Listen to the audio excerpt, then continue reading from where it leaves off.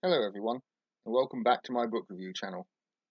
Sorry for the prolonged absence, but I've recently had a number of changes in my life that have prevented me from writing and that have sort of sapped the energy a little. But I intend to return, and I have had many good reading experiences that I'm prepared to share with you. The subject of today's review is The Seabird's Cry by Adam Nicolson, published by William Collins. Unfortunately not published by Penguin or Puffin Books, because that would have been hilarious. It has the subtitle of The Lives and Loves of Puffins, Gannets, and Other Ocean Voyagers. And I do love a long descriptive title, like, say, an essay on the origin of species by natural selection. And that's not even the whole title of that book, so, it's just great.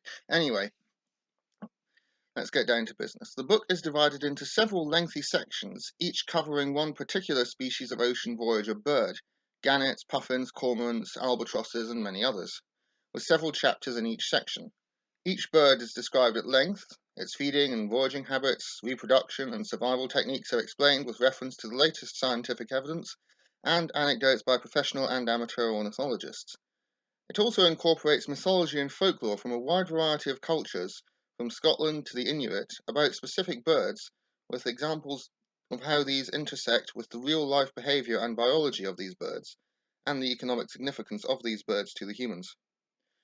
This, of course, ties into the threats that these birds face today and have faced historically, from being overexploited by Scottish Islanders and Native Americans, to being slaughtered for sport for the amusement of Victorians, and the modern problems of pollution, overfishing, and habitat destruction.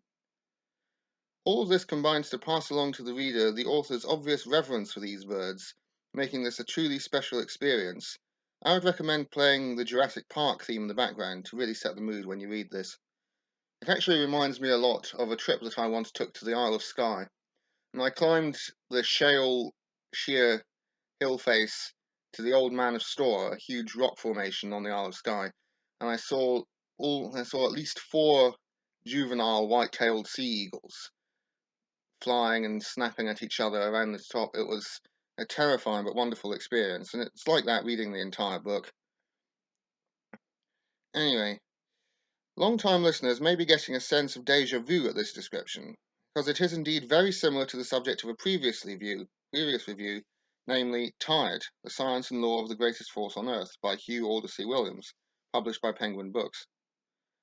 This book, however, appears to address my main criticism of Tide by striking the perfect balance between the need for fine prose to provide the reader with an emotional experience and the delivery of information in a factual manner that is easy to follow. The strict division of the book also helps prevent the confusing overlap that was a feature of Tide. The Seabird's Cry does, however, have several themes that are carried throughout the book. Most notably, these are the astonishing complexity of the world's ecosystems and our continuing surprising ignorance of them despite the advances in science. And perhaps even more strong is the theme of animal intelligence and how intelligence can take many different forms. For example, puffins and albatrosses, etc., are completely incapable of performing the sort of mathematical tasks that a human could. However, they can navigate the world's oceans at will. Humans cannot. There are also some extremely powerful descriptions of what can only be described as madness among individual birds that appear to have no rational reason for their behavior. All of this is summed up with a quotation from the famous author and biologist Frans de Waal. Are we smart enough to understand how smart animals are? It forces the reader to seriously re-evaluate how they consider animals and intelligence, and how their behavior and lifestyle affects them. In conclusion, this book is a vital part of the collection of anyone interested in birds or nautical matters, and is an excellent blend of science and history for a wide audience. Thank you all for listening. If you fancy subscribing, that would be great, and if you want to leave any comments for a discussion, or indeed any suggestions as to books that you'd like me to review, then please feel free to do so. Otherwise, happy reading.